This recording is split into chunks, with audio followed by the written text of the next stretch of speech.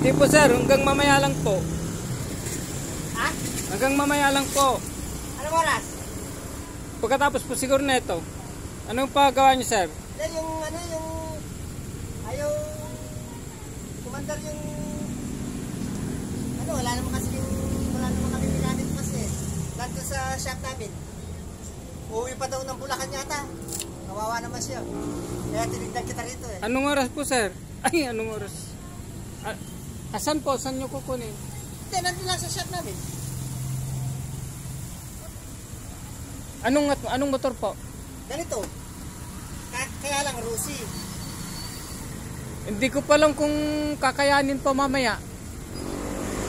Wala pong nakabukas dyan sir. Wala eh. Ito may binubuo pa ako sir.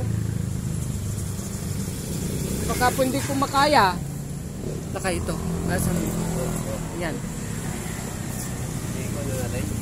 Ugasan mo muna na kaya. Yan. Huwag mo nang gagalawin yung nasa ano niya. O para hindi yan yung nalangan niya. Kung naalala ninyo yung ginawa natin ng isang araw. Yung hindi tumatas yung langis. Ayan yung butas ng langis.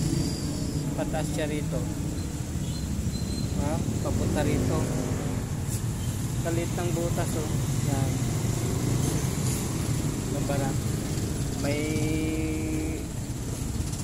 yung naglalagay ng gasket, yung mga makakapalang nilalagay na gasket, nababara siya dito. Dali mo na dito, boss. Kaya hindi nakakakit yung langis. Para baka sakali may habol. Ito yung oil pump natin. Yan.